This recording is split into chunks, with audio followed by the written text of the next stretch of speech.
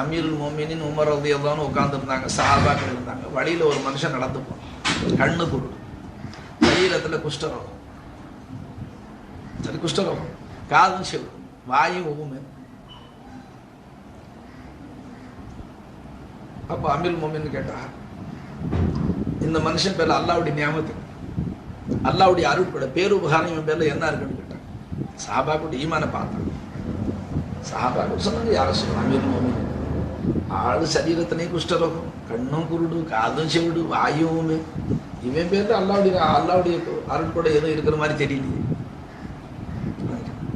அப்ப அமீருல் மோமின் உமர் ரலியல்லாஹு சொன்னாங்க, ஒரு நாளைக்கு பல விடுத்தம் இவனுடைய சிறுநீர் அல்லாஹு தாலா சிரமம் இல்லாமல் இவனை விட்டு போக்கி வைக்கிறான்.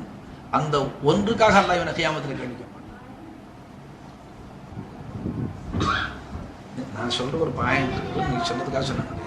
அதாவது அல்லாஹ்வுல தேவைகளை பூர்த்தி செய்யக்கூடிய தன்மை இருக்கு, சிருஷ்டிகள்ட்ட அது இல்லை. இதுதான் நீங்க கலிமாவில் விடணும்.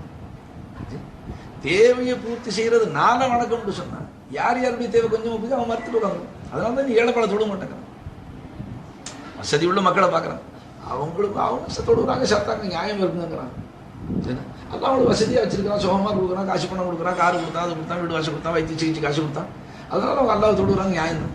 எங்களுக்கு என்ன கொடுத்தான் அல்லான்னு கேட்குறான். இஸ்லாத்தை பிறந்தவன இந்த கேள்வி கேட்குறாங்க. என்ன அவனுக்கு அல்லாஹ் கொடுத்துருக்கிற உடம்புகளை சிந்திச்சுருந்தா கேட்பாங்க.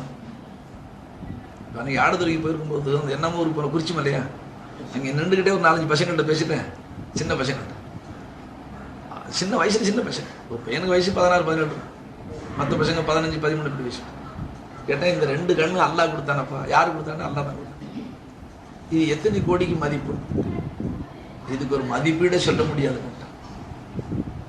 நான் சொன்ன மதிப்பீடே சொல்ல முடியாத அளவுக்கு ஒரு கண்ணு அல்லாஹ் கொடுத்துருக்கிறோம். இப்ப அல்லாஹ் கொடுத்த அளவுக்கு உலகத்துல யாராச்சும் ஒன்று கொடுக்க முடியுமா? அது யாராலங்க முடியும்னா? அப்போ ஒரு வேளைக்கு சோறு போட்டவங்க வீட்டுக்கு கூப்பிடும் போதெல்லாம் ஓடுறேன்.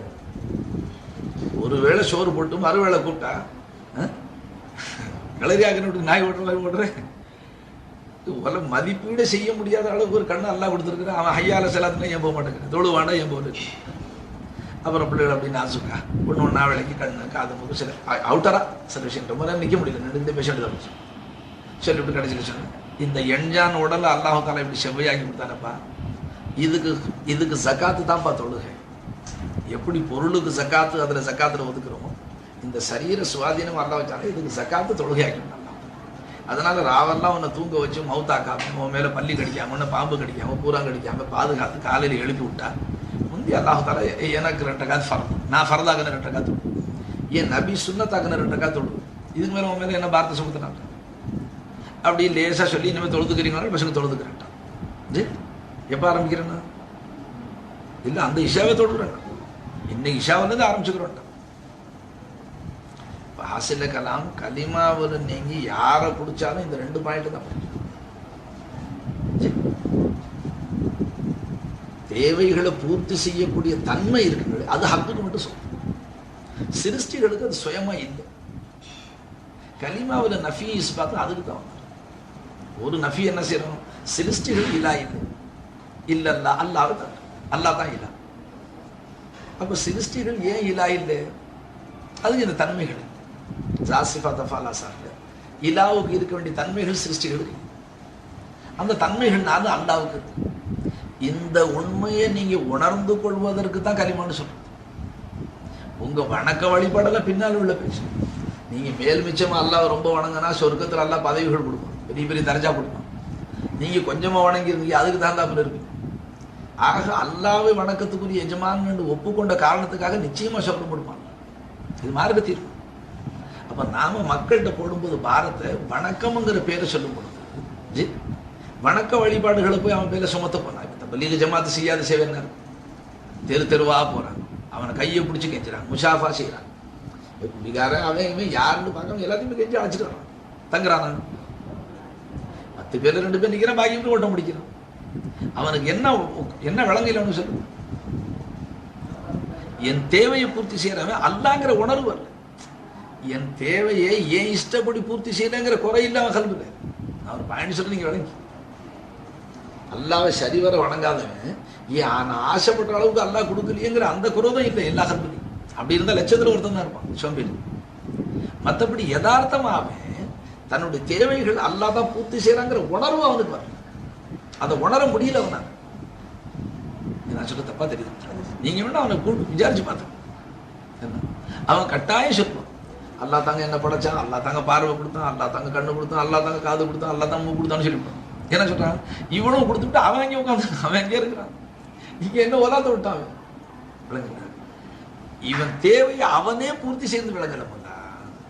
அது விளங்கிருச்சுன்னு சொன்னா வெறும் மூச்சு ஓடுது பாருங்க. வணக்கம் எப்படி எல்லாம் கடமை அது பார்த்தீங்களா? நின்று தொழுக முடியாத உட்காந்து தொழுதான், உட்காந்துக்கிட்டு தொழ முடியல, படுத்துக்கிட்டு தொழும், படுத்துக்கிட்டு ஹிபிலா பக்கமாக கால் கிட்டு. ஏன்னா ஹிபிலாவை முன்னோக்கு ஃபரம், ஹிபிலாவை முன்னோக்கி தானே தொழுணுமா? இப்போ படுத்துக்கிட்டு தொழுகிறோம், எப்படி தொழுவோம்? முகம் ஹிபிலா பக்கம் வரணும். இப்போ கால் எங்கே போகும்? யோசிக்கணும்.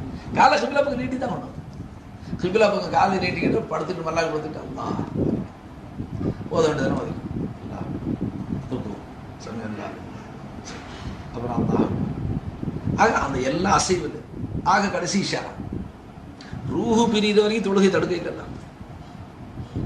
இப்போ தேவையை பூர்த்தி செய்யறதுனால வணக்கம் மறந்தா இப்பதான் எல்லாம் ஆட்டம் கொடுத்து போய் கிடக்குங்க. வெறும் மூச்சு தான் பாக்கி ஓடிக்கிட்டு இருக்கு. இந்த ஓடுற மூச்சு தேவையை அவன் தான் பூர்த்தி செய்யறான். அதனால இந்த கடைசி நேரம் வரைக்கும் தொழுகை வணக்க வழிபாடுன்னு சொல்லும்போது போதா அதுல சலுகைகள் வந்தது பின்ன எதனால் கன்செஷன் மாதிரி விட்டு அல்லாஹ் விட்டு போது செய்ய முடியாது, டைம் செஞ்சுக்க. ரமதான் நோன்பு வைக்க முடியாது, தங்கடம் வந்துச்சுன்னா பின்னால் கதா செஞ்சுக்க. அதாவது சுத்தமா விடுறதுக்குள்ள அனுமதி கொடுக்கல பாருங்க. ஏன்? வணக்கத்துக்குரிய நல்லாங்கிற ஓர்மை அவனுக்கு இருக்கு. வணக்கத்துக்குரிய சாதகங்கள் அல்லாஹ் செய்யும் போது கேள்வி, அதுல உள்ள அவனுடைய சக்திகள் குறைக்கும் போது அல்லாஹ் தஆலா வணக்கத்துல சலுகைகள் செஞ்சு பாயிண்ட் 2 தான் வராது. தேவையை பூர்த்தி செய்யற தன்மை அல்லாவுக்கு இருக்கு. அவன் எல்லார் தேவையும் பூர்த்தி செய்யறதுனால தான் அல்லாஹ் வணங்கணும்னு சொன்னான். எல்லார் தேவையும் ஒன்று போல பூர்த்தி ஆகும். அதுக்காக அந்த கருத்துல போக தேவையை பூர்த்தி செய்யற தன்மை அல்லாவுக்கு தான் இருக்கு. சரி, இப்ப நாம அல்லாஹ் வணங்குறோம் எதுக்கு? அல்லாஹ்வை நம்ம வணங்குறோம் எதுக்கு தான்?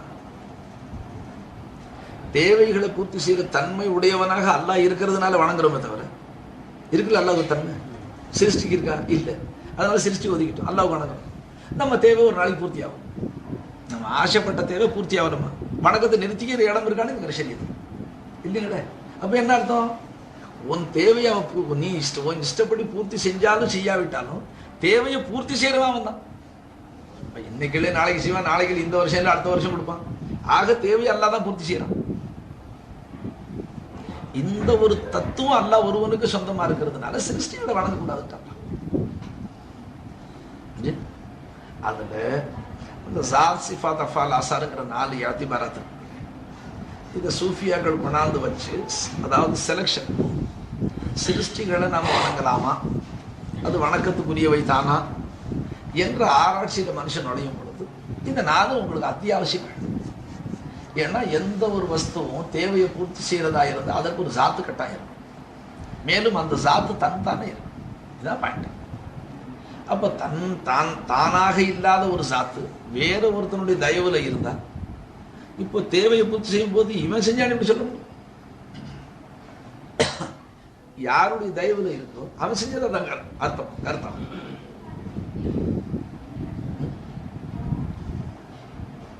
வேற எந்த வஸ்துக்களுடைய சப்போர்ட்ல அது நிக்குதுங்களோ அது செஞ்சதா தான் கருத்தாயிட்டு. அதனால தான் நம்ம கலிமாவுடைய ஆராய்ச்சியில பார்த்து சிருஷ்டிகளுக்கு சொந்த ஜாத்து இல்லை, அதாவது இதனுடைய ஜாத்து சுயமா இல்லை, தானே தனிப்பட்டு இல்லை, அல்லாஹ்வை கொண்டு இருக்கும். இப்ப இதை போய் இல்லாவாக்க போனா என்ன இல்லான்னு சொன்னா வணக்கத்துக்குரிய தெய்வம் ஆக்குறது இல்லைம்மா. இது தேவையை பூர்த்தி செய்யற தெய்வம் ஆக்க போனா தேவைகளை பூர்த்தி செய்யக்கூடிய தெய்வம். வணக்கத்துக்குரிய தெய்வம்ங்கிறது தேவைகளை பூர்த்தி செய்யக்கூடிய தெய்வம். ஆக தெய்வம் தெய்வம் சொன்னா வணக்கத்தை வாங்கி வாங்கி மூட்டை கட்டி ஸ்டாக் பண்ணிக்கிறது சொல்லுது. தேவைகளை பூர்த்தி செய்யக்கூடிய தன்மை இருக்கிறதுனால தான் அதுக்கு தெய்வத்தன்மைன்னு சொல்லுது. தெய்வத்தன்மைன்ற ரொம்ப பேர் இருக்கு. சிருஷ்டிகளை வணங்க விட்டு வணக்கத்தை ஒப்புக்கொள்வதுன்னு வச்சுக்கலாம். தெய்வத்தன்மை அதுக்கு சொல்றேன். உலூஹியத் ஹுதா பன் யா ஹுதாயி பன் எடுத்து, அதாவது சிருஷ்டிகளின் தேவைகளை பூர்த்தி செய்யக்கூடிய தன்மை. அந்த தன்மை அல்லாஹ் ஒருத்தனை தவிர யாருக்கு? ஏன்னா அல்லாவுடைய ஜாத்து தான் காயம் பின் நஃப்ஸ், அல்லாவுடைய சிஃபாத் தான் காமி. நேற்று அல்லாவுடைய சிஃபாத்து எப்படி இருக்கணும், எப்படி இருந்தால் சிருஷ்டியுடைய தேவை பூர்த்தி செய்ய முடியும், அதனால முதல் ரீலில் வந்துருச்சு. அதே மாதிரி அல்லாவுடைய குவத்து எப்படி இருக்கு, அல்லாவுடைய சொத்து அவனுக்கு சிருஷ்டியுடைய தேவை பூர்த்தி எவ்வளோ இருக்கு சாமான், அவன் சகல லோகங்களுக்கும் எஜமானா இருக்கான், லோகமுல் குசமாவத்தை எல்லாம் சொல்லி. அப்போ இவ்வளவு சொல்லி அல்லாஹ் தேவையை பூர்த்தி செய்யக்கூடிய இலாவா எடுத்துக்கிட்டு தேர்ந்தெடுத்துக்கிட்டுமா. தேர்ந்தெடுத்ததுக்கு காரணம் இப்படி அல்லாஹ்வை தேர்ந்தெடுத்தா அவனுக்கு கோடி கோடியா கொடுப்பான்டா, பையனை கோடி கோடியா கொடுக்க குறைச்சான். அல்லாஹ் இல்லா இல்லைன்னு சொல்லிவிட முடியுமா? அது முடியாது. அப்ப கொடுக்கல் வாங்கலுக்கு இங்க பேச்சே கிடையாதுன்ற, தேவையை பூர்த்தி செய்யறவன் அவன் தான்.